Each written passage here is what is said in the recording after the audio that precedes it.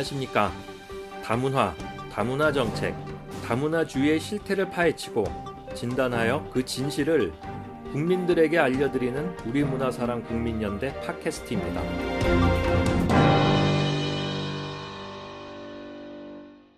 안녕하십니까. 문사연 팟캐스트. 오늘도 또 이렇게 시청자, 청취자 여러분들과 더불어 시작하게 됐습니다. 자, 오늘은 특별한 손님을 한번 모셨습니다. 예, 우리 이 자리를 항상 지켜주신 우리 유상임 대표님과 신만섭 박사님 잠깐 휴가를 드리고 아주 이 무진막강한 닉네임을 가지신 분이세요. 디젤님.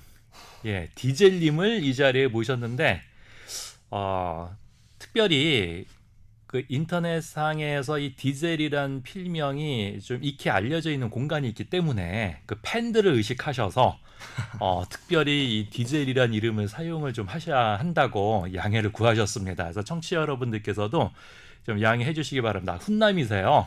예, 감사합니다. 예, 한번 본인 소개 잠깐 좀 하시죠.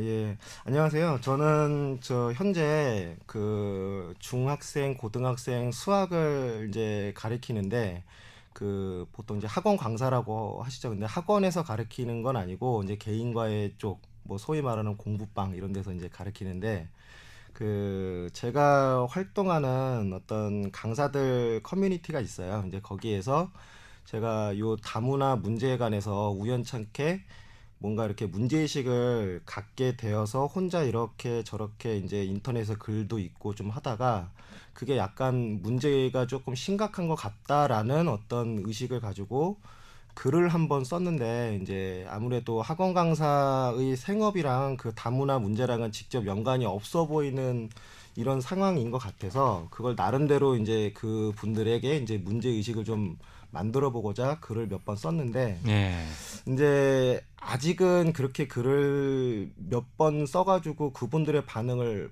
봤는데 이제 제가 본 결론은 그분들도 아직은 이 문제의 본질에 관해서는 잘 모르는 것 같다. 그래서 그분들의 어떤 문제의식을 제가 글 몇 번 가지고는 이렇게 각성시키는 게 좀 힘들 것 같다. 저는 나름의 사명감이 좀 생겨가지고 어떻게 이 문제를 조금 공론화시키는데 도움을 줄까 찾다가 우연찮게 이제 제가 여기에 이제 참여하게 됐습니다. 예, 어제 참 용기가 대단하신 거예요. 그리고 이 담론이 이렇게 작은 담론은 아니잖아요. 우리 생활하고 아주 밀접한. 그렇죠. 뭐 예를 들어 뭐 부동산 문제라든지 아이들 사교육 문제라든지 그런 건 바로 내 호주머니에서 돈이 나가는 문제이기 때문에. 네. 근데 우리 이 소위 말하는 다문화 사태, 다민족 공정 이런 쪽은 사실 조금 일반 서민들이 좀 생각하기에는 좀 살짝 거리가 먼 테마이기도 한데, 근데 이거를 체감하신 지가 얼마 안 됐다라고 제가 얘기를 들었어요. 예, 제가 한 달 됐습니다. 한 달. 한 달. 예, 한 달 동안에 이제 어떻게 보면은 인생관 자체가 좀 많이 바뀌었는데, 예. 그 계기는 상당히 우연한 기회였어요. 제가 이제 핸드폰을 폴더폰에서 스마트폰으로 이제 기기 변경 받으라는 이제 권유를 받고 바꾸고 나서 이제 적응하는 과정에서 이것저것 막 눌러보고 뭐 하는 과정에 이제 스마트폰이 좀 재밌잖아요. 그래서 인터넷도 막 검색을 하고 근데 우연하게 인터넷 글을 어떤 내용인지 기억도 안 납니다. 워낙에 그 이후에 충격이 커가지고 어떤 글을 읽었는지 몰라도 아무래도 제가 기억하기에는 그 외국인 노동자에 의해서 좀 이렇게 한국인이 황당하게 피해를 입었는데 제 감정을 좀 자극했던 내용이 뭐였냐면 한국인이 외국인한테 피해를 받았다는 사실 자체는 아니에요. 그건 아니고 그 피해를 입은 한국인에 대해서 한국 정부랑 그다음에 경찰 및 공권력이랑 그다음에 이제 외국인을 일방적으로 이렇게 지지하고 그분들을 일방적으로 도와주려고 하는 이런 그런저런 단체들의 태도를 보고 이게 과연 한국이 한국인을 위한 나라인가라는 일단 기본적인 의문이 생겨서 그 의문이 해결이 될 때까지 계속 한번 팠거든요. 그 글을 이제 이런저런 검색을 다 쳐가지고 거의 한 일주일 동안 거의 한 수천 개 정도를 읽어봤던 것 같아요. 읽어봤는데 이제 논조가 약간씩 틀린 부분이 발견이 되는 게 예를 들면 뉴스 검색을 통해서 이제 다문화를 검색해서 글을 찾아보면 예.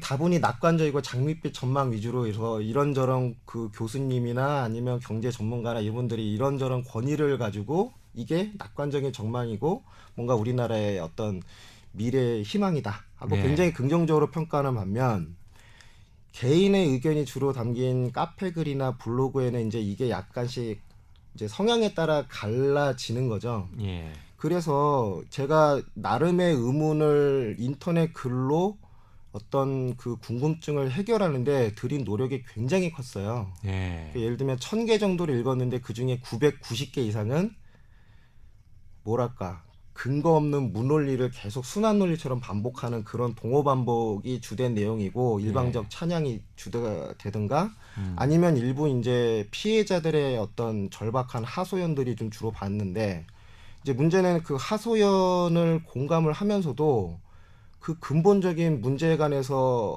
이렇게 좀 제대로 다뤄진 글이 좀 찾기가 어렵다는 얘기예요. 예. 그래서 그 제가 이제 모 커뮤니티에 글을 몇 개를 썼는데, 그러니까 너무나 제 어떤 그 좀 불편한 감정에 대해서 조금 설명을 제대로 해준 글 자체가 아예 없어가지고 예. 제가 이런저런 그 수천 개의 글이나 뭐 동영상이나 뭐 이런저런 칼럼들 다 읽고 제 나름대로 결론을 내려서 쓴 글이 있는데 이제 그 정도 글이 인터넷에서 볼 수 있는 글이라는 거죠. 아주 지극히 개인적인 글들. 예. 예. 그러니까 어떤 전문가적인 식견이 들어간 글은 거의 없다고 생각합니다. 근데 참 말씀 들어보면서 이 대단하신 분이다. 그 집중력이라든지 그 근성이. 근데 또 이런 얘기하면 좀 위화감 느끼실 분들이 계시지만 저도 사실 좀 위화감 느끼거든요. 이분이 명문대 출신이세요. 소위 얘기한 스카이 출신의 어떤 상경 계열 공부하신 분이라 처음에 그 대화를 나눌 때 전 사실 이제 인터넷상에서도 글도 많이 올리고 그 댓글도 많이 이렇게 대하고 하다 보니까 글만 딱 봐도 대부분 이분이 이제 가방끈이 어떤 분이신지 성향이 어떤 분이신지 심지어는 성별이 대부분 머리에 딱 들어와요. 아, 그런가요? 예, 근데 이제 얘기는 안 하죠, 물론. 예. 예, 그래서 글을 통해서 사실 분석할 수 있는 여지가 굉장히 많거든요. 근데 말씀하실 때 보니까 용어가 틀려요.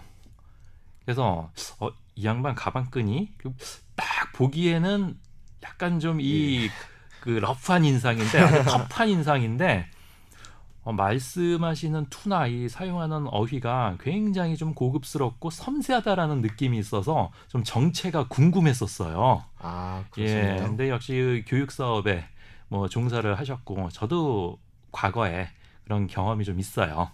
예, 그래서 나름 그 엄마들한테 좀 이 교주 생활 좀 했던 적이 잠깐 좀 있었거든요. 아, 그러셨구나. 예, 근데 그 좀 교육 사업이라는 게 보람 있어요. 재미는 있는데, 근데 한 가지 이 사회의 어떤 모순이랄까, 이 내재되어 있는 여러 가지 문제들을 교육이라는 관점에서 그 궁극적으로 해결한다라는 게 좀 우리 저 디젤님도 그렇고 저도 그렇고 사교육업계 종사하고 계시고 종사했었습니다만 좀 한계를 좀 느껴가지고 근데 마음이 한번 뜨게 되니까 다시 돌아가기가 좀 힘들어지게 되더만요. 근데 예. 지금 서민들한테는 그렇지만서도 굉장히 좀 절실하고 필요한 영역이기도 해요. 현실적으로 보면은. 그렇죠. 예, 아마 그런 부분에 있어가지고 우리 디젤님은 어떤 대중에 대한 애정이 굉장히 깊은 분이시기 때문에 또 끈기도 있으신 분이고 아마 잘 풀어 나가시리라 봅니다. 이런 문제는. 근데 저는 거기서 이제 실패했습니다만은. 아, 근데 어쨌든 간에 참 반가웠어요. 예. 예, 반가웠고 그리고 이렇게 짧은 시간 내 이 부분에 대한 인식을 가지신다라는 것도 또 굉장히 좀 고무적이고 또 반가웠고 그래서 좀 급작스럽긴 했습니다만은 우리 기존의 패널들 다 물려버리고 예. 앉히고 싶었죠 이 자리에. 예. 근데 또 그것도 용기 있게 나서서 참여를 해주셨습니다. 예, 참 여러모로 그냥 감사한 일이에요. 예. 그리고 우리 다 소시민들 아닙니까? 네. 이런 분들이 각계각층 다양한 분야에 좀 많이 생겼으면 좋겠어요. 예, 그건 너무 얘기가 아니고 우리 얘기지 않습니까? 그렇죠? 그렇죠. 그리고 아까 좀 전에 전문가 얘기하셨는데 좀 그런 생각이 들더라고요. 과연 이 세상에 누가 전문가인가? 그저 학자라고 내지는 식자라고 언론인이라고 이 견장차고 완장차고 계신 분들이 다 헛소리들 하고 있어요 지금. 네, 이런 와중에서 과연 그들을 전문가라고 우리가 신뢰를 할 수가 있는가? 근데 저는 오히려 그 디젤님이 정말 제가 보기엔 전문가시라는 생각이 들어요. 진실한 얘기를 하시잖아요. 예, 좀 전문가에게 우리가 듣고 싶은 건 정말 진실 아닌가요? 그렇죠. 근데 제가 예. 이제 전문가라고 굳이 본인을 내세울 수 있는 분야는 제가 대학교를 한 2004년도에 졸업을 했습니다. 그 예. 이후부터 이제 제가 이제 뭐 소소하게 몇 번 사업을 하다가 이제 예. 실패를 했는데 아까 이제 소개해 주셨듯이 이제 명문대 출신이라는 게 사교육에서는 사실 약간의 프리미엄이 있어요. 예. 그러니까 어느 지역에서 학생을 뭐 무명 상태에서 시작한다 하더라도 몇 명은 모아가지고 그래도 이제 생업을 이어갈 수 있는 초기 조건은 만들 수 있죠. 예. 그래서 제가 이제 사실 뭐 학원 강사들 중에 많은 분야가 부분들이 그러하겠지만 이제 사교육, 교육에 관한 어떤 뭐 투철한 신념이나 뭐 교육관을 가지고 오신 분도 물론 많겠지만 이런저런 이제 기회를 찾다가 이제 잠깐 거쳐 가시는 분도 많고 다종다양한 분이 많이 모여 있어요. 예. 그래서 이제 그 저 같은 경우는 이제 한 2004년도부터 지금까지 한 대략 10년 정도를 이쪽에서 현업에서 활동을 하다 보니까 예. 다른 쪽은 이제 제가 전문성이 없죠. 그리고 다문화 문제라는 것도 제가 이제 관심을 가진 지 한 달밖에 안 됐고. 예. 그런데 적어도 교육 문제만큼은 이제 다문화 문제랑 연관시킬 접점을 좀 많이 찾을 수가 있어요. 예. 아, 그래서 전문가시네. 그 지금 이제 다문화 문제에서 지금 뭐 오늘도 검색을 몇 번 해보고 왔는데 그 다문화 가정을 출신 학생들을 이제 배려해서 대학교 입학시키는 이런저런 그 전형 요소들이 있다고 알고 있거든요. 예. 다문화인 특별 전형. 그렇죠. 이제 다문화인이라는 자격 조건의 혜택을 주자 이 얘긴데. 예.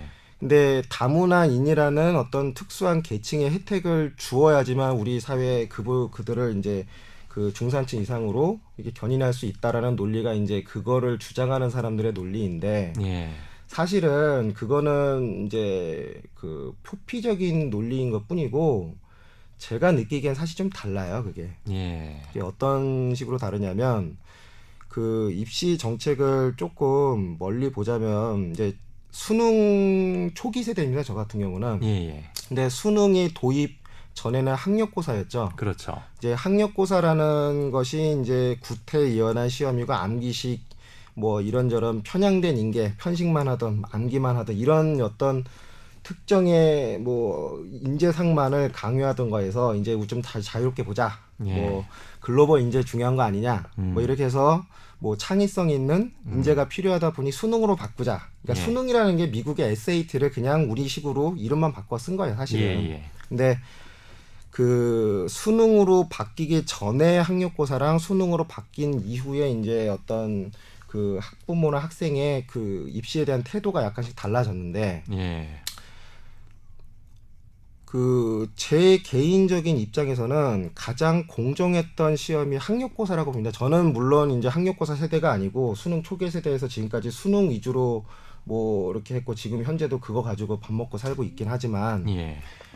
학력고사라는 체제는 가장 예측 가능성이 높은 시험이에요. 예. 그러니까 예를 들면 시골 깡촌에서 뭐 학원도 안 다니고 EBS 교육방송만 본다 하더라도 시험 자체가 굉장히 예측 가능성을 담보를 하고 있죠. 학력고사 같은 경우는 부분 예. 내신을 3년 동안 중간기말고사 쭉 해서 그거를 과목별로 과목 성취도 위주로 뽑기 때문에 그 예. 시험 그 진행하는 그 체제 자체가 예. 그래서 학생이 공교육과 아니면 뭐 사교육과 분리될 것도 없고 그 다음에 내신과 입시가 분리되지도 않아요. 예. 그러니까 3년 동안 내신 공부 열심히 했던 애들이 예. 학력고사에서 보상을 받는 스타일이었거든요. 그게. 예. 그러니까 그 당시 80년대 중후반에서 90년대 초중반까지의 학력고사 세대들은 제가 느끼기에도 그 가장 학력 수준도 평균적으로 우월하고 예. 예, 그리고 지금 뭐 소위 말하는 사교육에서 일타하시는 분들 대부분 다 학력고사 세대입니다. 그렇죠. 예, 수능 세대가 아직까지 진입을 못했어. 20년이나 수능을 치러왔는데도, 그러니까 압도적으로 학력이나 어떤 상식적인 측면에서는 학력고사가 우월했다라고 봅니다. 저 같은 경우. 예. 그런데 그 수능이 이 교육과는 어떤 식으로 바꿨냐면, 그러니까 인재상이라는 어떤 교육의 전제를 바꾸는 상황이었잖아요. 그러니까 암기식 인재에서 창의적인 인재가 필요하다. 예. 물론 수능 초기에는 창의적인 인재가 유리하게끔 작용을 한 게 맞아요. 예. 예를 들면 그 3년치 내신을 이런저런 횡적인 방법으로 연관을 짓거든요. 부분 내신이라는 거는 예를 들면 어떤 특정 단원의 이해도를 보기 위한 시험이었는데 예.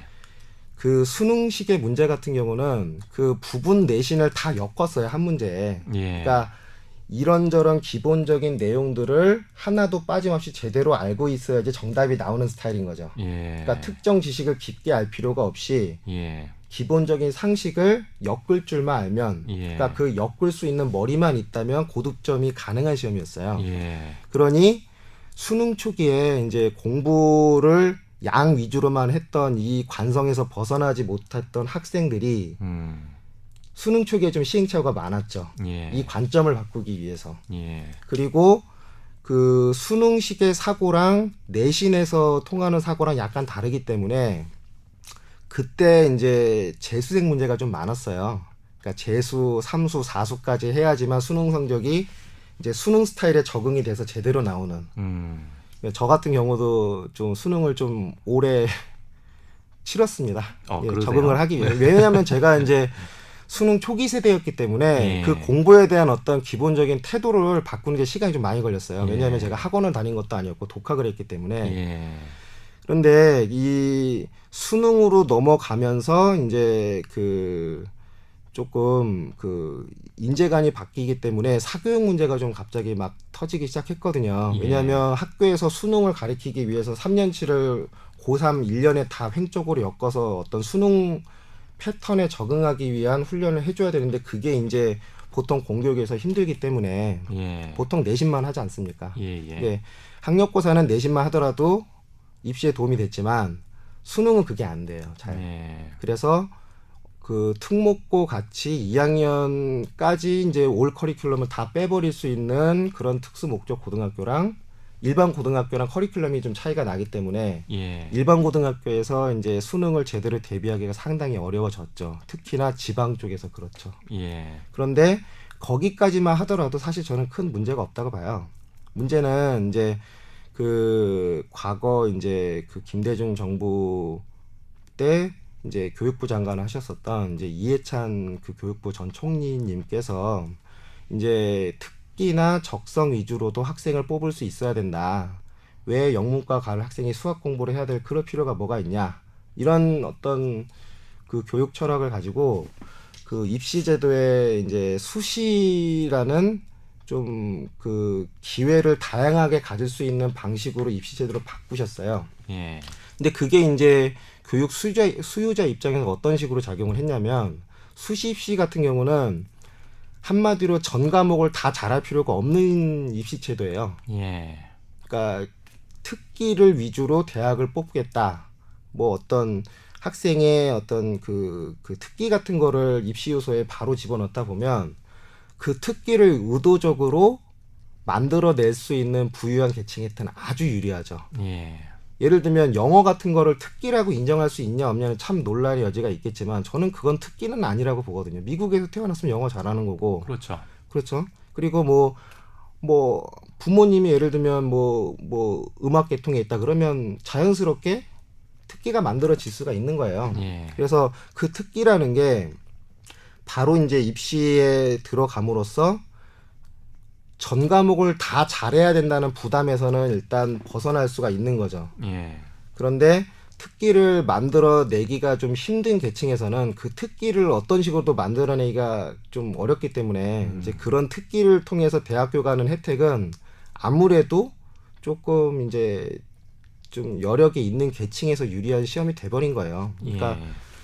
거기까지가 이제 그 과거 정부에서 했던 거고, 이제 입학사정관이라는 제도가 도입이 되면서 이게 상당히 변질이 돼버렸는데, 입학사정관 전형이라는 거는 이제 사실 미국식 제도거든요, 그게. 예. 그 미국식 제도의 근본을 좀 따져보면, 그 미국의 이제 affirmative action이라고 해서 소수자를 어떤 배려를 해서 사회 통합을 하자는 어떤 전제하에 출발한 입시 제도예요, 그게. 예. 근데 그 뿌리는 소수자를 배려한다기보다는 이제 그 과거에 그 이민 초기에 미국에 다량으로 이제 그 2차 대전 피해 갖고 유입이 됐던 그 유태인들이 워낙에 지적으로 압도적으로 뛰어나 버리니까 각 명문 대학교를 그 유태인들이 다 장악을 하는 게 그 당시 기득권이었던 이제 앵글로 섹슨 이제 주류 기득권 사회의 위기감을 불러일으킨 게 그런 반작용으로 나온 게 이제 원래 근원이었거든요. 예. 그러니까 말하자면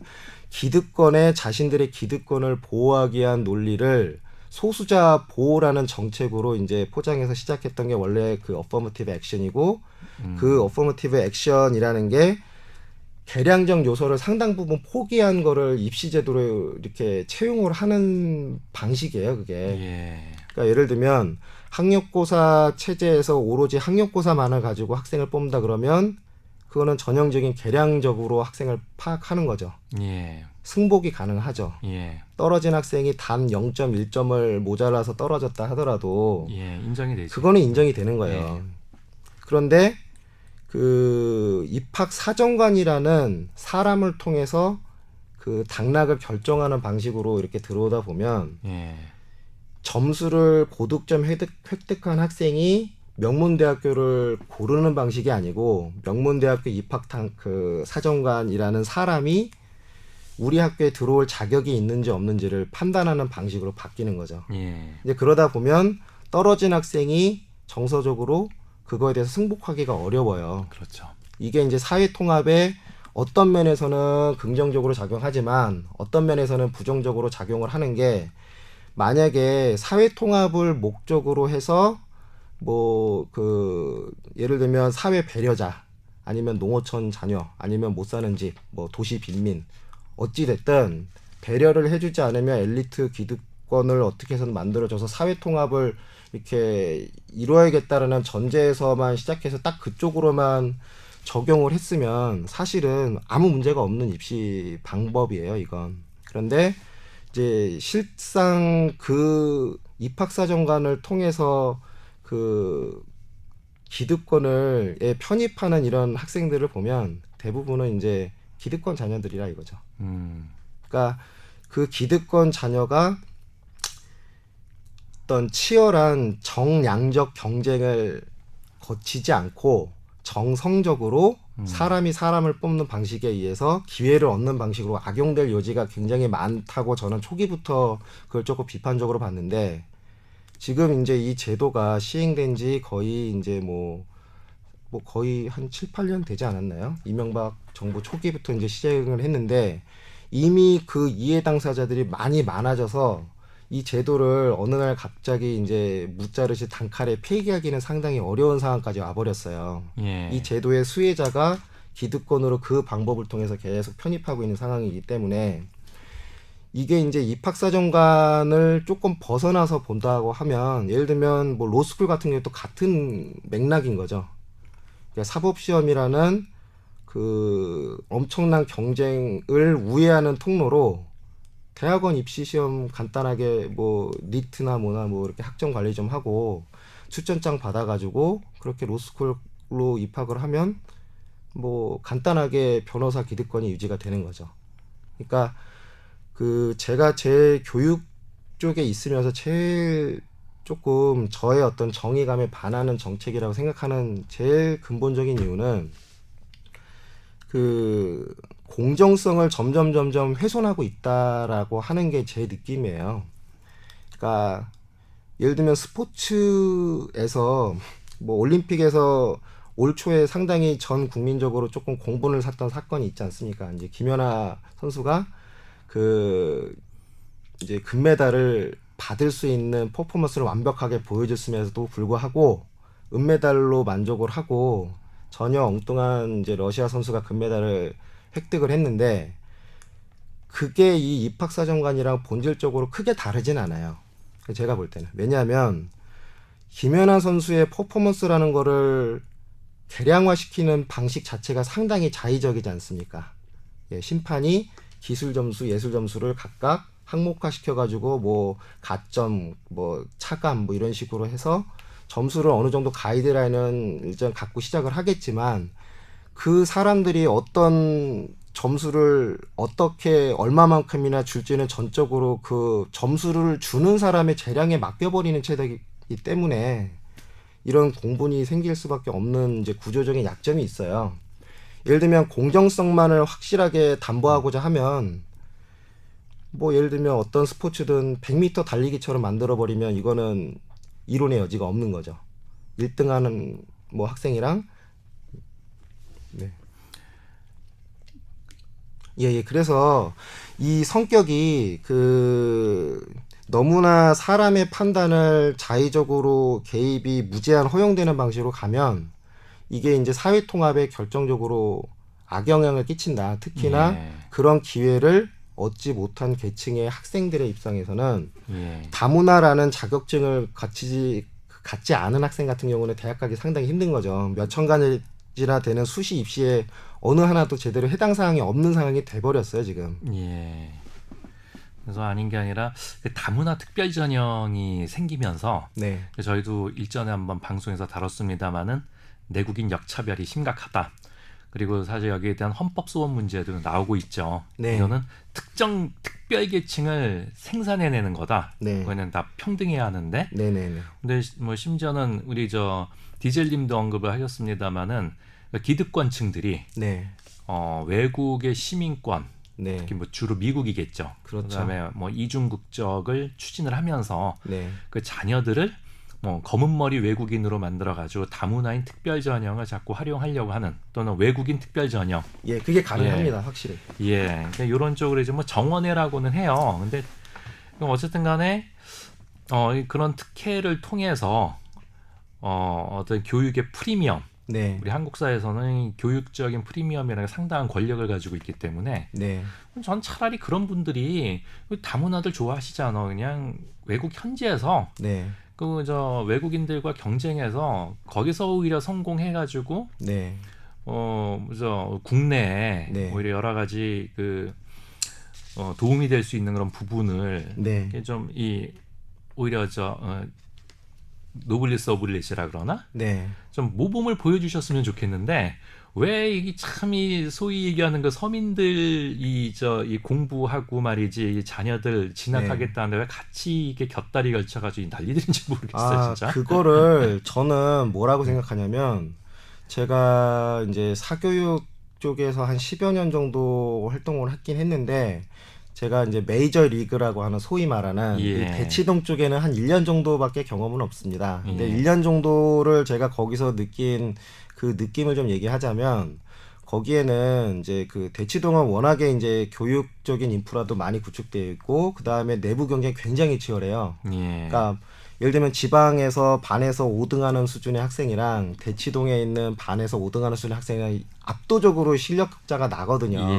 그런데 그 어떤 현상을 관찰을 하게 됐냐면 그 대치동 쪽에 이제 예를 들면 부부가 교수인 이런 소위 말하는 맞벌이 가정이 있어요. 그쪽에도 이제 그쪽의 맞벌이 가정은 좀 성향이 다르겠죠. 부부가 워낙에 이제 잘 나가는 교수기 때문에 학생은 사교육 쪽으로 이제 뺑뺑이 돌고 있고 그런데 그 부부는 사회 기득권 엘리트층에 이렇게 확고하게 자기 자리를 갖고 있음에도 불구하고 그 기득권이 이제 그대로 자기 자녀한테 이전되는 건 아니에요. 그러니까 그만큼 공부를 부모님만큼 잘하지는 못하는 경우가 많다는 얘기죠.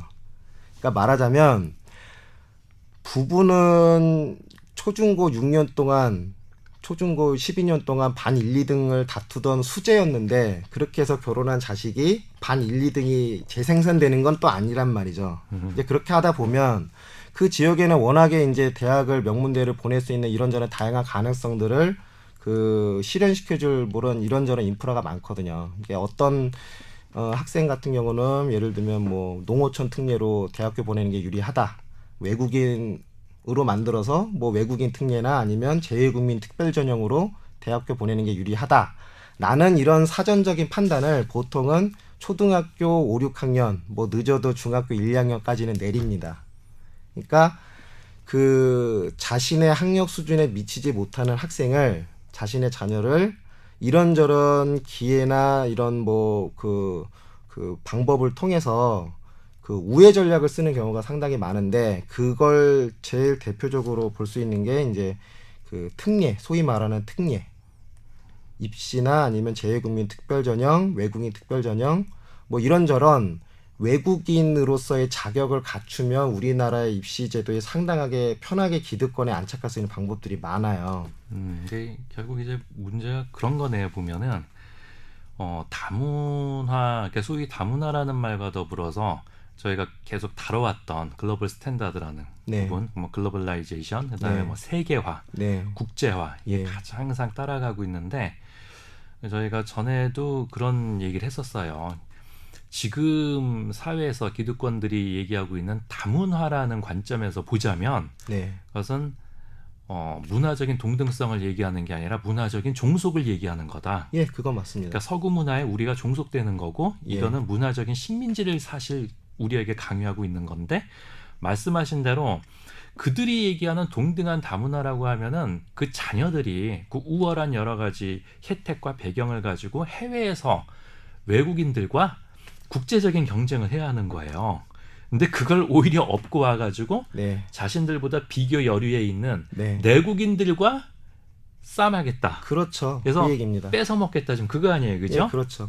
예. 그러니까 지금 말씀하신 부분도 교육 일선에도 사실 여러 가지 불평등과 모순이 있는데 지금 이 다문화적 상황이 네. 그런 교육 일선에서도 이런 지금 불평등을 지금 이야기하고 있다. 예. 그렇게 제가 예, 뭐 맞아요. 그러니까 판단한 게 어떻게 예를 들면 이제 그 약간의 상상력을 좀 발휘해 봅시다. 예. 예를 들면 예. 부부가 있는데 예. 왜 돈은 좀 있어요. 예. 왜 자기들은 기득권이 이제 편입되어 있고 안정적으로. 그런데 이제 자기 자녀가 그대 고민인 거죠. 어떻게 하면 얘를 내 기득권을 그대로 물려줄 수 있을까?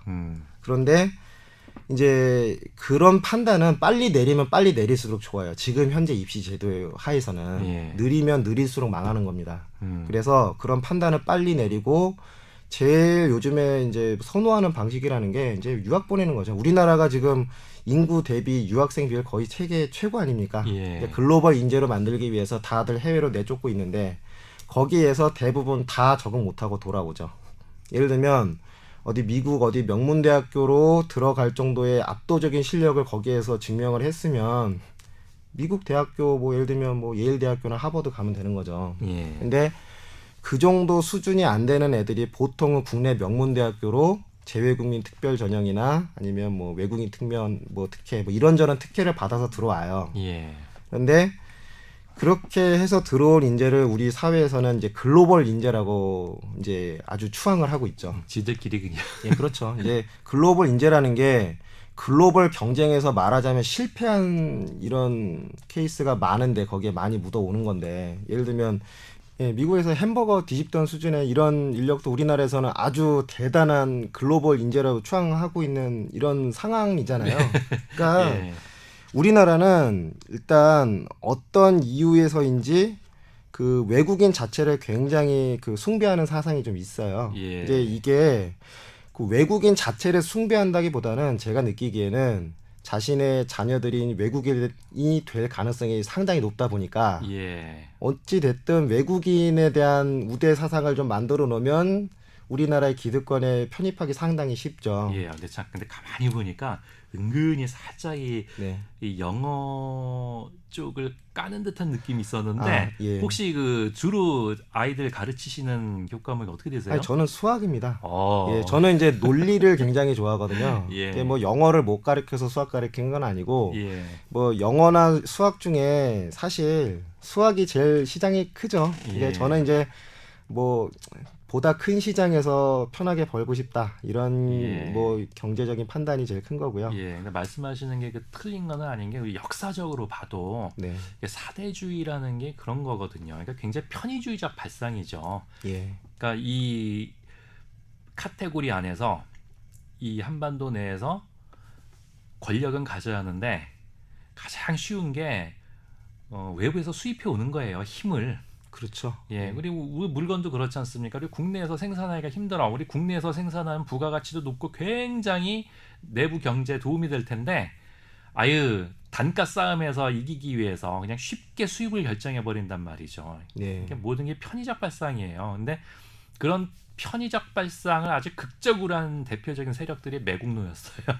과거 그렇죠. 이제 사대주의 세력들. 근데 저도 요즘에 궁금한 게요. 그 매국노가 나라를 팔아먹었던 그 논리가 예, 이게 어떻게 보면 현재 기득권이 그래요. 그런 사회주의적인 생각에 글로벌 인재를 억지로 만들어내는 논리가 예, 제가 이제 이거를 정말 좀 이게 표현상 좀 무례할 수도 있는데 예.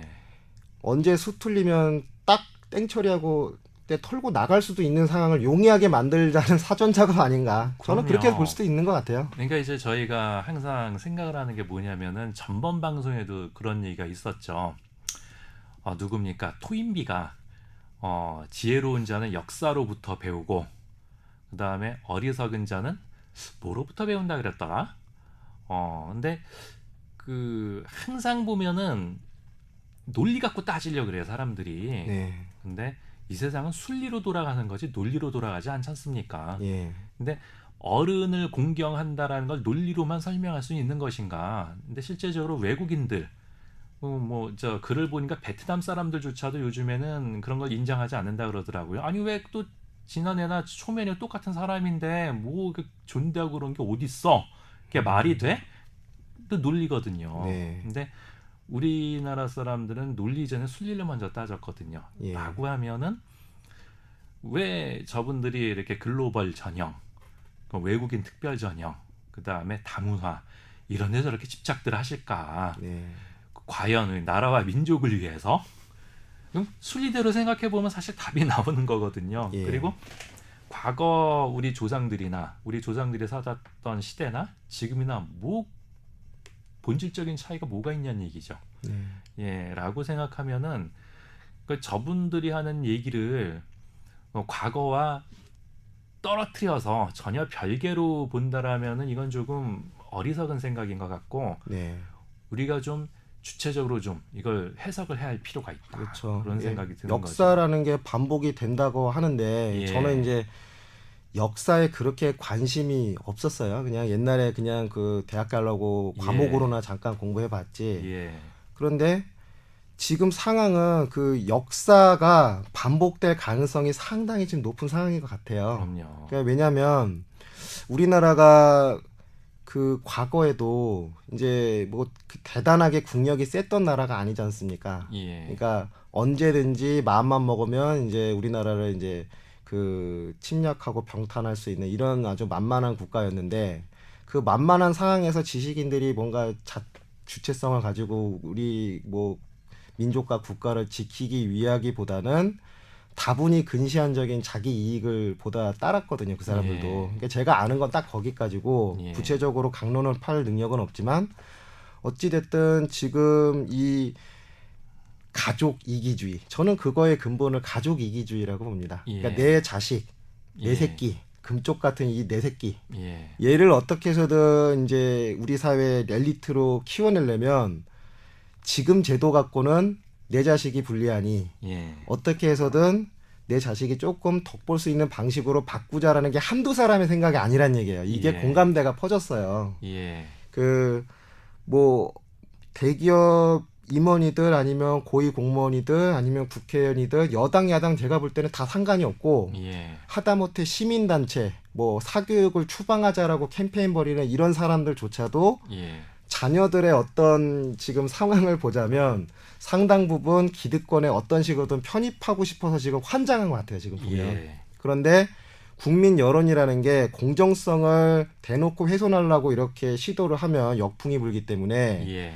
이 공정성에 대한 역풍을 사전 작업으로 거의 한 2, 30년 동안 계속 사전 작업으로 다 제거해 나온 상태에서 마지막은 이제 외국인을 대놓고 우대하자. 예. 이게 결국은 다문화 전형인데 지금 시청자가 생각하는 다문화의 그 가정에 이 방식을 그 혜택을 받아서 이제 대학교 가는 학생들을 예를 들면 필리핀 노동자 자녀 이런 게 아니란 얘기예요. 예. 그건 여러분들의 고정관념인 거고 제가 생각할 때는 일단 다문화 가정에 대한 혜택을 초기에는 그런 대상들을 잘 골라갖고 줄 겁니다. 왜냐하면 여론의 역풍을 정치적으로 받긴 싫거든요. 예. 이게 아주 악랄한 정책이다라는 욕은 먹기 싫기 때문에 그 사례에 제일 적절한 케이스를 시혜적 차원에서 마치 이제 광고 홍보 모델 삼아 이렇게 합격시킨 경우가 생길 수 있어요. 근데 예. 지금 다문화 문제라는 건 결국 어디냐면 그 당대에 성공한 엘리트가 자기 자식을 외국인 만들어서 이런저런 특혜로 우리나라 엘리트로 편입시키는 정책을 지금까지 해왔다면 그 자녀들이 엘리트에 편입한 이후에 그 3세는 어떻게 해결할 것인가에 대한 해답이 바로 다문화예요. 예를 들면 뭐 캐나다인으로 이제 사는 사람도 있겠죠. 뭐 유학 갔다가 학위 받고 그리고 캐나다인으로 한국에서 거주 영주 활동을 하는 게 경제적으로 워낙에 혜택이 많고 굳이 한국 국적을 가질 필요가 없는 상황까지 와버렸으니 이중국적자 신분으로 계속 한국에서 기득권의 혜택을 누리다가 이제 자녀를 낳아서 그 자녀가 대학교 갈 때쯤 되면 다문화 가정으로 대학을 편하게 갈 수 있게. 예. 지금 상황은 그겁니다. 아니, 그런 부분이 사회 그 기득권 측에서 노골화되면은 이제 사회의 어떤 룰이 깨진다라고 할까? 예. 예. 그 단합이 네. 사회적인 어떤 그 신뢰가 깨지게 되죠. 이렇게 돼 버리면은 그래서 저희는 이제 그런 생각들 합니다. 이제 문사위원회에서도 보면은 이 다문화인이라는 것과 소위 그다음에 재외 동포라는 건 분리되어야 한다. 그렇죠. 그런 면에서 그거는 보면은 완전히 다른 거였죠. 예, 다문화인이라는 건 말 그대로 그 외국인이에요, 진짜. 네. 또 혈통도 민족도 틀린. 네. 그런데 재외 동포라는 건 뭐냐? 외국 국적을 가지고는 있는데 네. 소위 얘기해서 스스로는 한민족이라고 자신 정체성을 주장한다라면 네. 그건 동포가 되는 거잖아요. 예. 그러니까 우리가 논리 따지지 말고 순리를 한번 따져보자고 진짜. 네. 라고 하면은 다문화인 특별 전형에 재외 동포가 들어갈 일은 없는 것이고 재외 동포 특별 전형이라는 네. 게 별도로 있어야겠지만서도 네. 그 내용과 방식 절차는 틀려야겠죠. 예. 예. 그래서 다문화인이라면은 그들에게 걸맞는 어떤 사회의 요구가 있을 것이고 네. 같은 민족이라고 정체성을 밝힌 재외 동포라 하면 또 그들에 대한 우리 또 사회 요구가 있을 거예요. 네. 예, 그러니까 구별이 돼야지 이런 부분에 있어가지고는 예, 그거는 구별이 돼야 되는 게 순리이고 예, 뭐 우리나라가 이제 해외 노동자를 한 15개 국가에서 수입을 하잖아요. 예, 예, 이제 그거를 하나의 카테고리로 보는 것도 참 바보짓인 것 같은 게 예, 그 각각의 문화적 배경도 다 다르고 각각 따로 취급해서 별도의 어떤 정책을 세워야서 안전하게 이제 우리나라의 그 노동력으로 잘 활용할 수 있는 방법이 있는데 이걸 그냥 뭉뚱그려서 모든 외국인을 통친 이제 다문화라는 카테고리의 외연을 확장을 해가지고 그거를 다 이렇게 포용하려고 하는 정책의 의도는 제가 볼 때는 그렇습니다.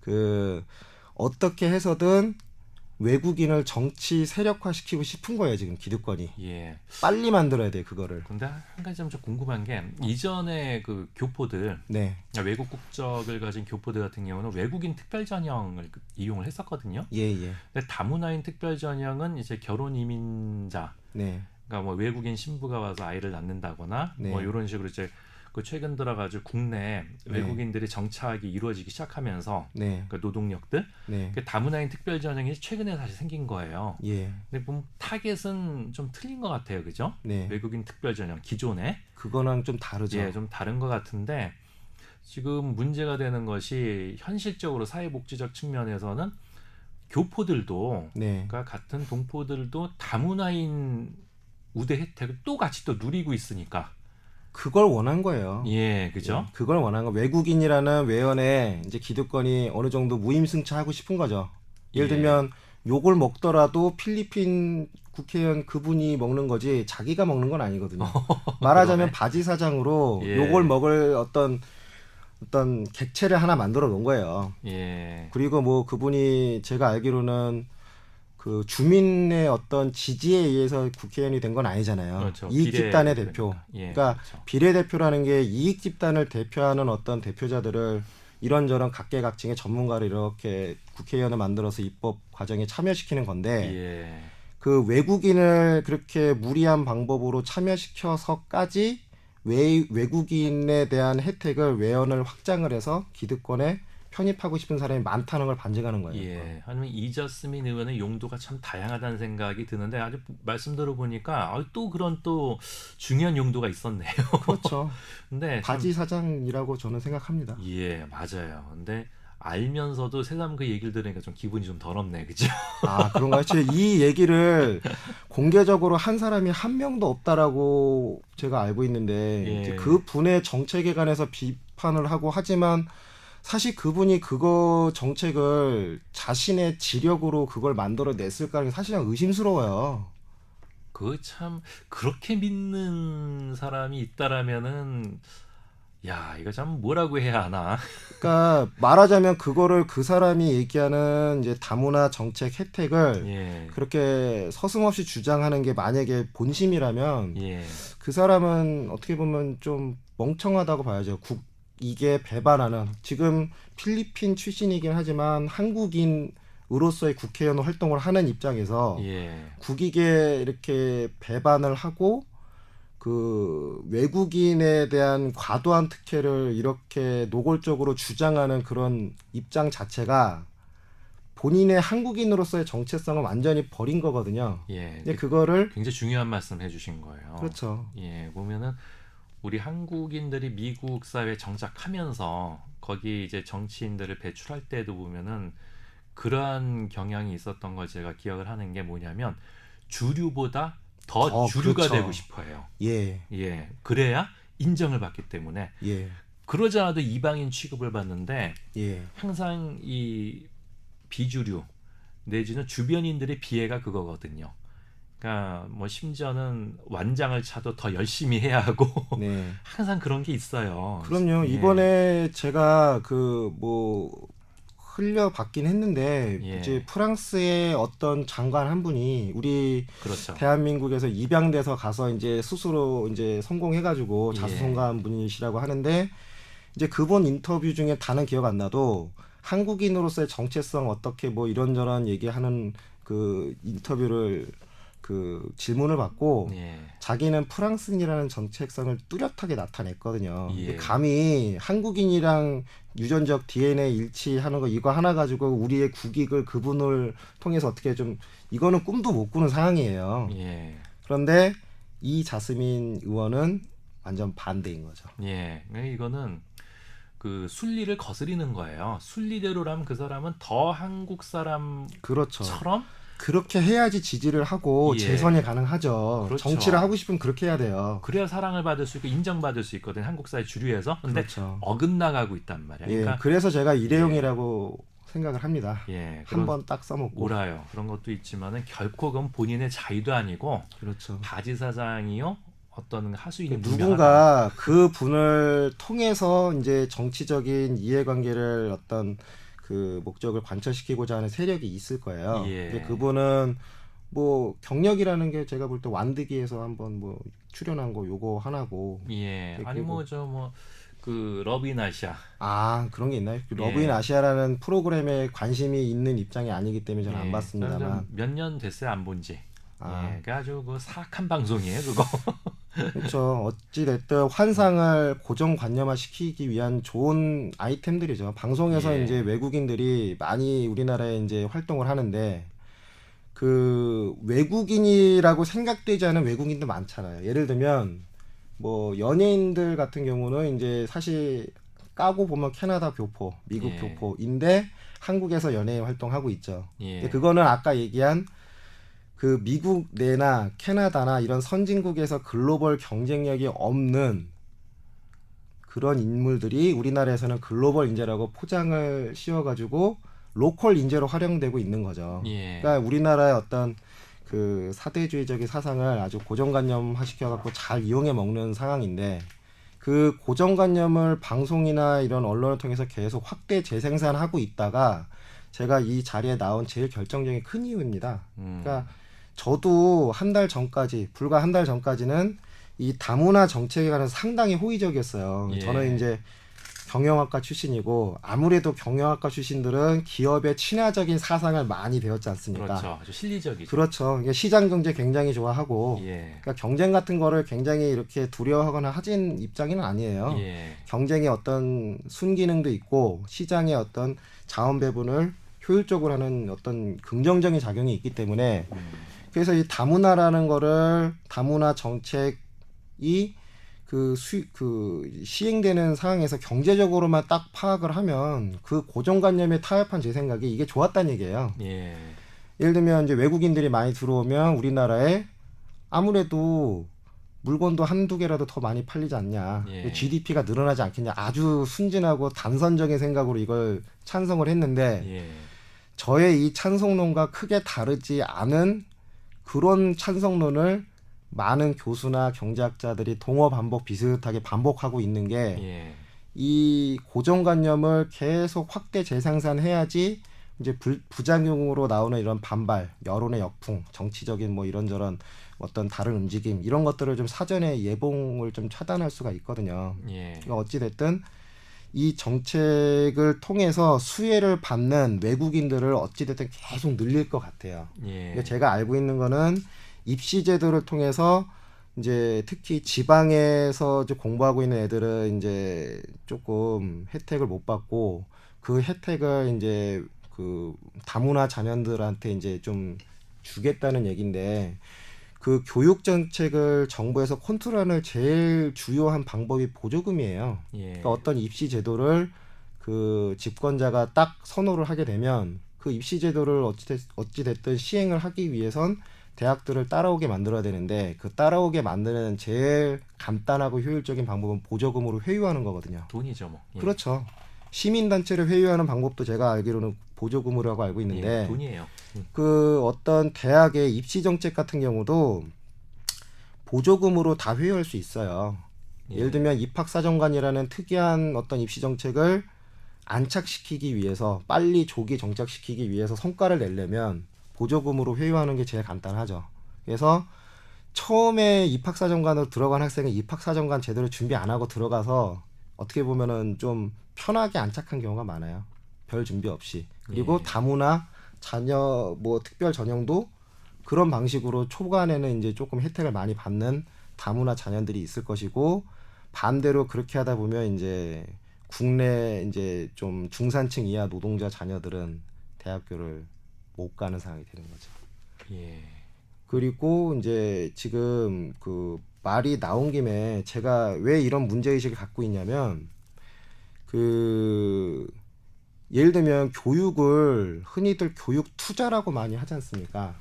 예를 들면 뭐 초등학교 때부터 뭐 예를 들면 뭐 주산, 뭐 웅변, 뭐 이런저런 다양한 예체능부터 시작해서 나중에 이제 그 입시까지 수능 볼 때까지 계속 이제 투자를 해서 그렇게 해서 대학교에 들어가서 고급 인력으로 성장하는 거를 이제 교육 투자라고 생각을 하는데 이 외국인 노동자 문제로 인해서 이 교육 투자가 실패로 귀결로 끝날 공산이 상당히 높다라는 게 이제 문제의식이에요. 그게 예. 어떤 거냐면 예를 들면 그 외국인 노동자가 국내 노동자로 그러니까 국내에 들어올 때 교육적 문화적 배경을 거의 갖고 있지 않은 게 많지 않습니까? 예. 근데 그게 동일 임금과 동일 노동을 통해서 같은 보상을 받는 형태로 이 국내 노동 시장에 그냥 섞여버리게 되면 그간의 교육 투자를 통해서 어느 정도 이제 사회에 뭐 그 고급 인력으로 성장하기 위해서 투자했던 모든 비용들이 다 그냥 꽝이 돼버린 상황이에요. 예. 그러니까 예를 들면 그 외국인 노동자는 GDP 뭐 예를 들면 2,000불, 3,000불, 4,000불 때에 저소득 국가에서 교육 투자를 문화적 배경으로 갖고 있던 사람들이고 그만한 투자보다 훨씬 많은 고비용을 투자해서 동일 노동을 그 분들이랑 경쟁을 통해 택하게 돼버리면 그 택하는 선택 자체가 다 모든 기회비용과 매몰비용을 만들어 버리는 거죠. 예, 그렇죠. 그러니까 결국은 투자 실패가 된다는 얘기고 그런 투자 실패가 예를 들면 10년, 20년이 누적이 됐을 경우에 세대 자체가 투자 실패자가 되는 거예요. 예, 그러면 중산층 이하의 비정규직으로 살고 있는 사람들은 굳이 자녀들한테 자신들의 어떤 고통과 고난을 되물림하는 것 자체가 죄악이 돼버린 상황이고 그렇죠. 이렇게 되면 국가 정체적으로 이제 어떤 그 국민의 잠재력 자체가 점점점 낮아지게 돼요. 예, 그러니까 역량 자체가 떨어지는 거죠. 예, 교육을 기피하게 된다는 얘기죠. 예, 교육 자체가 사치가 되는 상황이에요. 예, 특히나 저소득 계층한테는 교육 자체가 사치가 돼버린 상황이 제일 제가 볼 때 좀 우려되는 상황입니다. 그렇죠. 이게 참 굉장히 이거는 경제적인 문제이기도 하면서도 정치적인 문제이기도 해요. 그렇죠. 예, 이게 정치라는 게 결국 분배 문제잖아요. 예, 분배 문제인데 어떻게 그동안 내국인, 그러니까 우리 그 국내적 관점에서는 분배 문제에 네, 사회가 손발을 걷고 나서서 적극적인 해결을 모색을 못했어요. 뭐 네. 최근에 복지 논쟁도 말이 많잖아요. 해야 하니 말아야 하니. 그런데 생각지도 않은 이방인들한테는 왜 이렇게 여야가 다 걷고 나서 가지고 이렇게 퍼주지 못해서 안달인지. 네, 예, 그러니까 이런 외국인 노동자들에 대한 임금 복지 차원의 이 배분 문제가 네, 결국 내국인들한테는 궁극적인 역차별이 될 수밖에 없고 예, 나중엔 이게 내부의 어떤 신분 고착화, 네, 예, 이런 빈곤층 양산, 네, 이런 지금 중남미나 필리핀화로 네, 갈 수밖에 없다. 네, 예, 이걸 아주 굉장히 그 교육적인 측면에서 네. 잘 지적을 해주셨네요. 예, 교육이라는 게 그 과거의 산업화 초기 같은 경우는 단순 노동 인력이 상대적으로 많이 필요했지 않습니까? 예, 그러니까 엘리트라는 게 그다지 많이 필요하지 않고 그 엘리트라는 계층도 미국이나 뭐 선진국으로 유학을 가서 산업화를 빨리 일으키기 위한 그 지식을 예를 들면 대표로 얻어서 와서 우리나라의 산업화를 이끌어 왔는데 그 단순 노동 인력을 너무나 천대하는 상황이 되면 다시 옛날로 가는 상황이 되는 거예요. 그러니까 예. 우리나라의 산업화 초기 상태로 다시 가는 거죠. 예, 그러니까 산업이 예를 들면 2만 불 대 GDP, GNP에서 뭐 4만 불, 5만 불 대 뭐 서유럽이나 뭐 미국 같은 초고도화된 선진국으로 가기 위해선 국민 전체의 개개인의 역량이 뛰어나서 그 개개인의 생산성이 후진국에 비해서 월등하게 뛰어났을 때 이제 그 안정적으로 고소득으로 선진국으로 전 사회가 이제 자연스럽게 이동하는 상황이 돼야 되는데 우리 이제 2만 불대 교육 투자를 말하자면 양극단으로 갈라버리는 거죠. 예를 들면 5만 불 이상의 그 교육 투자가 가능한 중산층 이상은 선진국 스타일로 사는 거고 예, 그 교육 투자를 할 수 없는 뭐 중산층 이하의 서민층은 5천 불대 경제로 수렴해서 살아라. 물론 물가는 똑같이 누리고. 예, 그러니 제일 불쌍한 계층이 선진국 경제 체제를 채택하고 있으면서도 내부적으로 후진국 노동자와 동일하게 경쟁을 하고 있는 국내 비정규직이라고 보면 돼요. 아주 굉장히 예리하게 잘 지적을 해주셨는데 이 다문화 공정, 다민족 공정을 앞에 두고 걱정하시는 분들이 다 그런 말씀을 하세요. 한국을 중남미화, 필리핀화 하려고 그러느냐. 예, 근데 그거를 근거 없는 걱정이다. 네, 라고 반박하는 이제 인권단체, 소위 말 이권단체들이나 이런 데 있습니다만, 기득권들이 있습니다만은 굉장히 설득력 있게 네, 논리 전개를 해주신 거예요. 근데 순리적으로 봐도 이렇게 틀리지 않다라고 봐. 이게 10년, 20년 정말 그렇게 가면은 네, 요즘에 아닌 게 아니라 특성화 고등학교가 뜨고 있잖아요. 예, 그것도 그래요. 대학 가서 뭐 하냐. 그렇죠. 그 예, 논리인 벌써 거죠. 예, 그 논리가 그 서민층들 사이에는 네, 그 정착이 돼 가고 있어요. 그래서 사실 저도 우리 큰아이 손을 잡고 갔었어요. 저도 사실 그런 생각 갖고 있거든요. 예. 근데 바글바글한 거야 세상에. 예. 그리고 커트라인이 엄청 높더라고. 예. 우리가 과거 알고 있던 실업계가 아니에요. 예. 예, 그런 거 보면서 저는 그 말씀에 전적으로 동의합니다. 네. 전적으로 동의를 하고, 야, 이렇게 되면은요, 이 사람들이 먹고 사는 문제에 이 정신없이 휘둘리다 보면은 뭐 정체성, 사상, 이념 다 이거 뭐 사치품이에요. 벗어 그렇죠. 던져버리죠. 예. 그러면은 뭐 피부 색깔이고 뭐고 상관없이 그냥 치킨 게임하고 사는 거예요. 네. 어떻게 보면 진정한 다문화가 이룩이 되겠네. 예. 먼저 서민층에 그죠? 예. 예, 충분히 그럴 수 있겠다는 생각이 드네요. 예. 예. 그러니까 뭐 다문화라는 게 굳이 비용으로 따지면 서민들이 비용을 지는 거고요. 예. 그 혜택은 기득권이 누리는 거죠. 예. 예, 그건 아주 간단한 논리입니다. 예. 그럼 우리 청취자 여러분 좀 실감나게 들으셨을 것 같아요. 그동안에 이 다민족 공정, 소위 다문화로 인한 이 병폐, 여러 가지 부작용을 여러 가지로 저희가 다뤄보기도 하고 걱정들을 했지만서도 오늘은 좀 실감 있게 와닿는다는 생각이 들어요. 예, 말씀하신 부분이. 예, 그래서 이 교육적인 부분, 그러니까 우리가 이 다문화, 우리 생활과 동떨어진 부분이 아니고 조금 더 깊게 사고해 보면은 얼마나 우리 삶과 밀접한 부분인지, 그러니까 생활과는 좀 거리가 있을지 모르지만은 우리의 삶과는 정말 밀접한 부분이라는 거를 다시 한번 저희가 깨닫게 되는 아주 중요한 그 시간인 것 같습니다. 지금 보면요. 예. 예, 그리고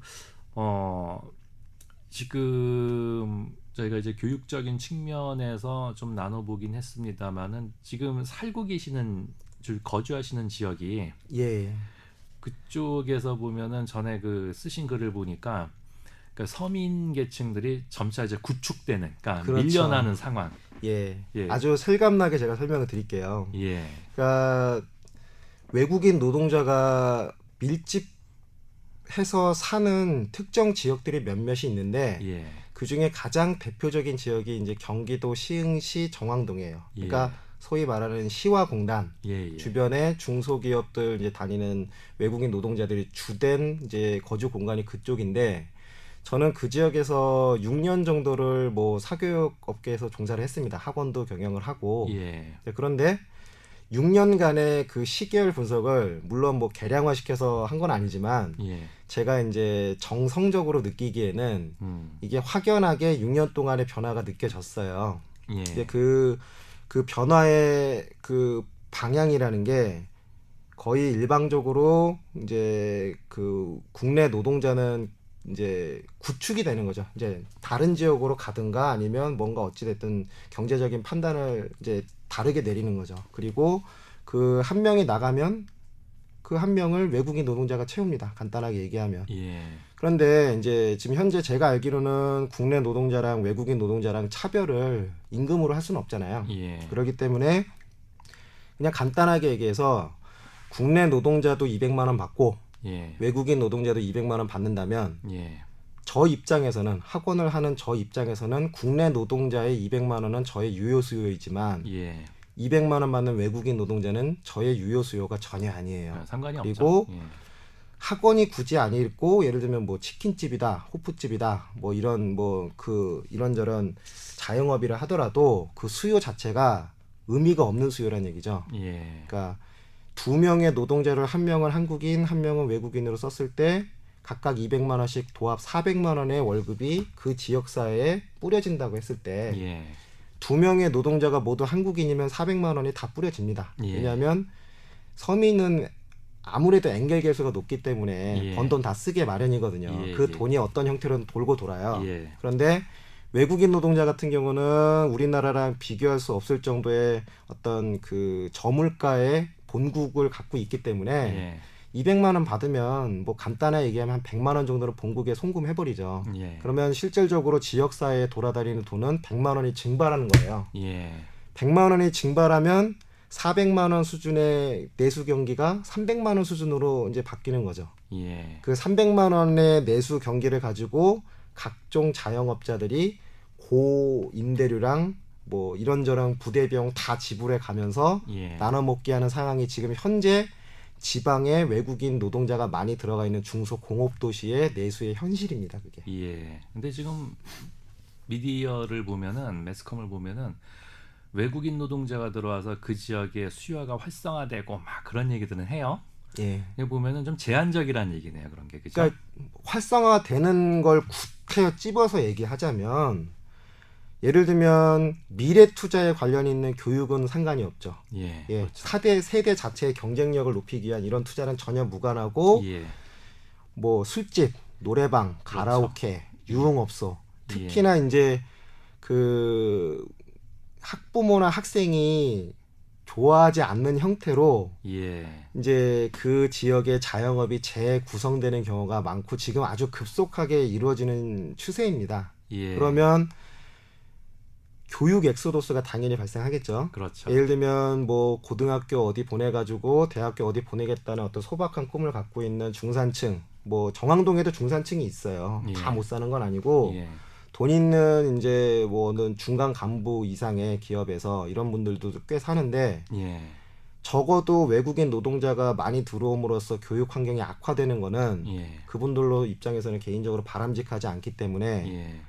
이제 간단히 얘기하면 탈출하는 거죠. 엑소더스. 예. 이제 돈이 아주 많으면 해외로 탈출하는 거고 돈이 적당하게 있으면 교육 환경이 괜찮은 뭐 이제 예를 들면 평촌이나 뭐 분당, 강남 이런 데로 가고 그러니까 한마디로 외국인 노동자가 들어와서 인구의 구성이 좀 바뀌는 추세가 장기화되면 예. 결과적으로는 그 지역에서 돈을 많이 버는 계층은 당연스럽게 다 나가버리고 예. 그로 인한 중산층 이상의 구매력은 아예 없어져 버리는 거예요. 예. 그래서 이제 소위 말하는 양극단 현상이 발생을 하는 거죠. 예. 대치동의 땅값이 올라가고 뭐 평촌의 학원비가 올라가는 거는 긍정적이라고 굳이 그분들이 얘기하자면 그럴 수도 있지만 이제 서민들을 주된 그 수요 계층으로 하는 모든 자영업, 뭐 학원, 뭐 이런 계층 다 이제 말하자면 패배하는 구조가 돼요. 이제 예. 수요가 있어야지 뭐가 돌아가는 건데 수요 자체가 너무나 이질화 돼버리기 때문에 특히나 교육 같은 경우는 외국인 노동자는 거의 양립하기가 힘듭니다. 그걸 제가 이제 옛날에 학원 강사들 사이트에서 뭐에 비유했냐면 예를 들면 한 5층 건물에 학원만 쭉 있고 1층에 은행 있고 뭐 음식점 있고 이러다가 학원들이 막 들어와서 이렇게 영업 잘하는 걸 보고 PC방이 하나 딱 5층에 들어와 버리면 그 PC방 고객이랑 학원들 다니는 학생들이랑 성향이 좀 다르잖아요. 예. 이게 일방적으로 영향 미치거든요. PC방에서 이제 뭐 소위 말하는 양아치들이 뭐 막 쓰레기를 막 버린다거나 지나가는 애들한테 행패를 부린다거나 이러면 그 건물 전체의 성질이 점차 바뀌게 되고 그 영향을 이제 그 직격탄을 맞는 이제 학원 같은 것들은 이제 구축이 되는 거죠. 네, 쫓긴다. 예, 쫓깁니다. 그러니까 그게 뭐 PC방이 나쁘다 좋다를 떠나서 그 건물의 어떤 그 상가 규약이라는 게 만약에 있다면 우리 건물은 이러이러한 용도로만 쓰고 싶다. 예를 들면 유흥업소로 아예 세팅을 해서 건물이 자체가 다 그렇게 돌아가는 경우도 오히려 유흥업소라는 것도 집적을 시키면 또 나름의 효율성이 좀 발생하지 않습니까? 그러니까 예를 들면 대치동 같은 경우는 이제 유흥업소가 들어가기 애당초 힘들죠. 허가받기도 힘들고 애당초 인프라가 사교육 위주로 다 꾸려졌기 때문에 그게 상승작용을 거쳐가지고 굉장한 이제 사교육 인프라가 만들어지고 거기에서 이제 애들도 이제 상대적으로 과외보다는 저렴하게 이제 교육 서비스를 이용할 수 있고 그게 어느 정도 성과로 나타나는 건데 지방 같은 경우는 이제 사교육 위주로 어떻게 재편되기가 힘들잖아요. 그럼 적어도 그 상가 건물 차원에서만이라도 어떤 특색이 딱 갖춰지고 그렇게 해서 상가만의 어떤 특색이 나오면 되는데 말하자면 상가 내부에서 다문화를 무분별하게 시행해버리면 이도저도 아니고 잡탕이 돼버리는 거예요. 다 그렇죠. 손해를 보는 거죠. 그래요. 이게 보면은 부동산 쪽에도 그래 제가 부동산 일도 좀 해봐서 그렇지만은 그 외국들도 그렇고 이렇게 슬럼화가 되는 단계예요. 그게 그 네. 지역이 그렇게 되면은 결국은 돈 있는 사람들 다 나가버리고 네. 그 지역의 그 경제 수준도 낙후가 되겠지만은 지자체의 재정 수준도 아주 열악해지겠죠. 그렇죠. 이게 계속 악화되는 겁니다. 악순환이 되고 악순환이 이게 계속 되풀이가 되는 거고 네. 나중에 뭐 외국인 노동자들 뭐 떠나버린다거나 네. 아니면은 산업 구조가 조금 바뀌어가지고 흐름이 네. 이제 공장들이 좀 문 닫게 되면 그 지역은 완전히 이제 일어설 수 없는 예. 지역이 돼버리는 거예요. 초토화가 되는 거고. 예, 그리고 지금 당장 유흥가 좀 벅적벅적 한다고 해가지고 정말 이거는 뭐라 그럴까 생태계가 건강하게 조성이 돼야 하는데 네. 이거는 한마디로 외래종이 토종들 다 몰아내는 네. 그래서 지금 아주 그 환경 문제가 되고 있지 않습니까? 그 그런 환경 거죠. 문제 논리로 이 정황들고 보면 거의 들어맞아요. 예, 그렇고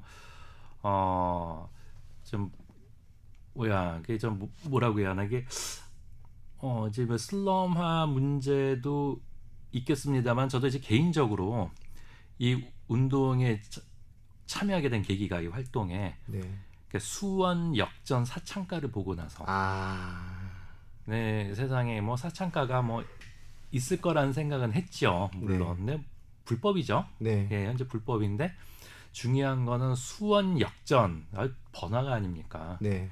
예, 수도권 외곽이긴 하지만 수원이 그래도 중심 지역이고 거기 사창가가 그렇게 번성하는데 거기에 고객이 95% 이상이 다 외국인이겠죠. 내지는 불체자들, 네. 불법 체류자들 그리고 거기에 몸 파는 여성들은 탈북 여성들이나 아니면 뭐 네. 조선족 여성들 뭐 일부 있다 그러다 한국 여성들 네. 그거 보고 정말 시세말 뚜껑이 열려버렸죠.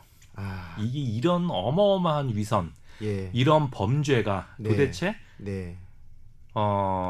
네. 미군들에 의한 네. 그 내국인 또 네. 그 접대부 여성들 예. 그 문제가 대두가 되고 이건 또 뭐냐는 얘기지. 네. 이건 뭐야 합법적이냐? 합법적인 것도 아니에요. 그렇죠. 그러니까 한국인으로서 정말 굴욕적인 거거든요. 전 네. 그걸 보고 정말 이가 갈리고 살이 떨리고 그게 우리 저 디젤님처럼 네. 이 활동에 참여하게 된 계기가 돼 버렸어요. 예. 그게 그게 봉인 해제를 시킨 결정적인 동기였네요. 예, 그거 저는 원래 굉장히 좀 소심하고 이렇게 쉽게 결심해도 행동하는 유형은 아니었는데 네.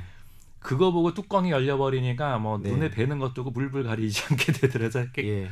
결국 그렇게 해서 입문을 하게 됐는데 네. 말씀하신 게 그거예요. 뭐 안산도 그렇고 시흥도 그렇고 이렇게 자꾸 내국인들의 그러니까 한국인들의 건전하고 건강했던 생태계가 자꾸 파괴가 되면서 이런 왜곡과 악순환이 벌어진다라는 거. 네. 정말 국회의원들이고 그 공무원들이고 기득권들 이 저 의사결정권자들 네. 끌어다가 보여줘야 합니다. 그거 왜 그렇죠. 저런 상황? 그러니까 결국은 이렇게 악화가 양화를 구축하는 거예요. 네. 예, 그 우리 삶이 터전이 서민들의 삶이 터전이 다 그런 식으로 돼야만이 정신을 차릴까? 그러면은 저 개인적으로 그래요. 이렇게까지 방치한 인간들 몇몇 참 목을 달아야 한다고 저는 생각을 해요, 진짜. 예. 예. 너무 좀 점잖게 얘기했나? 아니. 뭐 정말 속 시원하게 잘 표현하신 것 같고요. 예. 뭐 저도 마찬가지예요.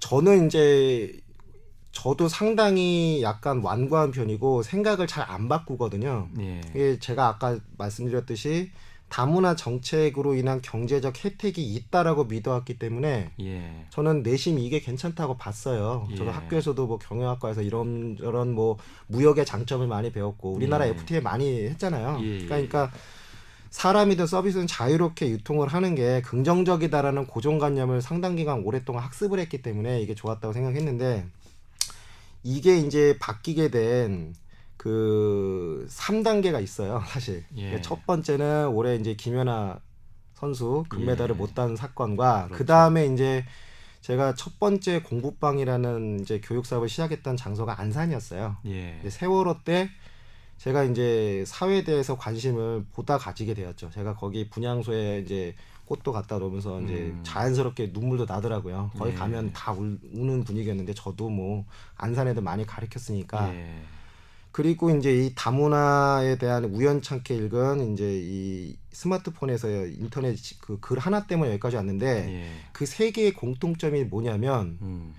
기업 논리예요. 기업 논리. 예. 그러니까 기업의 어떤 순이익 논리가 국가의 어떤 자존심이나 국민의 어떤 뭐 희생 이런 것들을 강요하고 있는 거죠. 그렇죠. 예를 들면 김연아 사건 같은 경우도 따지고 보면 사실 그게 기업 논리이기 때문에 그래요. 우리나라가 평창 올림픽을 유치를 하는데 김연아 사건이 국제사회에 공론화됨으로써 피겨라는 가장 시청률을 많이 끌어들일 수 있는 아이템 하나가 날아가 버릴 위험이 있기 때문에 예. 이걸 절대로 이걸 공론화시켜서 금메달 되찾니 많이 이거 얘기할 수가 없는 거예요. 음, 국민의 자존심도 중요하지만 평창 올림픽의 성공이 더 중요하다고 보는 기업 논리가 들어갔죠. 예. 그리고 기업이 부패해서라도 경제를 살려야겠다는 이제 정권적인 보호 아래서 마치 독버섯처럼 성장한 유병헌 씨 같은 이런 부패 기업인이 그 기업의 순이익이라는 아주 단기적이고 근시안적인 목표를 이렇게 서슴없이 추진하게끔 모든 사회 제도가 다 협조를 하고 있는 상황에서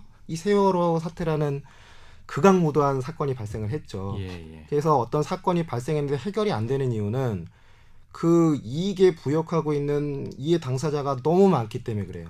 선명하게 유병헌 개인의 문제라고 하면 벌써 해결이 됐어도 끝났을 문제인데 예. 이 사람 한 사람의 문제가 아니란 얘기죠. 예. 전 사회가 모두 공범이 돼버린 거예요. 예. 이익 논리 때문에. 예, 예. 그리고 다문화도 결국은 이 다문화 정책을 추진함으로써 혜택을 받는 사람이 한두 사람의 문제가 없는데 적어도 기업을 운영해서 원가 절감이 필요한 모든 사장님들한테는 이게 혜택이거든요. 그렇죠. 그러니 해결하기 굉장히 힘들다고 보고 예. 이것 때문에 이제 제가 사회에 대한 시각을 결국은 어느 정도 제 고정관념을 바꿀 정도로 갖게 된 거예요. 어쨌든 환영합니다. 네, 이렇게 감사합니다. 해서 또 한 분 동지가 생겼다는 데 대해서 저는 대단히 기쁘면서도 한편 슬퍼요. 예, 참 그 사회에서 그 이런 일이 아니었으면 뭐 어떻게 우리 디젤님하고 인연이 됐을지는 모르겠습니다만은 좋게 만났어야 하는 건데 네, 이런 안타까운 일로 인해서 인연을 맺게 됐는데 이거는 이제 경제 논리 문제이면서 또 그 배경에 있는 힘의 논리다. 네, 그죠? 그런 생각을 합니다. 서민들, 대중들, 국민들이 하루라도 빨리 깨달았으면 좋겠어요. 한시라도 빨리. 네, 이 다문화 이거는 소위 다문화는 인권도 아니고 세계화도 아니고 이건 추잡한 힘과 돈의 논리라는 거. 네, 이대로 끌려가면 우리는 정말 노예가 되고 네, 문화 식민지가 될 수밖에 없다라는 거를 우리 네. 저 서민들이 한시라도 빨리 깨우치고 네, 여야 진보 보수 네, 나누지 말고 네, 이 문제 해결에는 다시 좀 동참을 했으면 좀 좋겠다라는 생각을 합니다. 네, 어쨌든 간에 이게 처음인데 네, 그 뭐 주눅 들지 않으시고 마이크 앞에서 본인의 소신과 생각을 네, 다 쏟아내신 것 같아요. 네. 물론 아직 조금 다 못하신 부분이 있겠습니다만은 네, 다음에 또 한번 우리 재충전해서 네, 예, 좀 좋은 말씀 또 들어보도록 하겠습니다. 오늘은 네. 요 정도로 워밍업 수준에서 예, 예, 마치도록 하겠습니다. 감사합니다. 예, 감사합니다. 예, 다음에 또 뵙겠습니다. 예, 예. 청취자 여러분 안녕히 계십시오.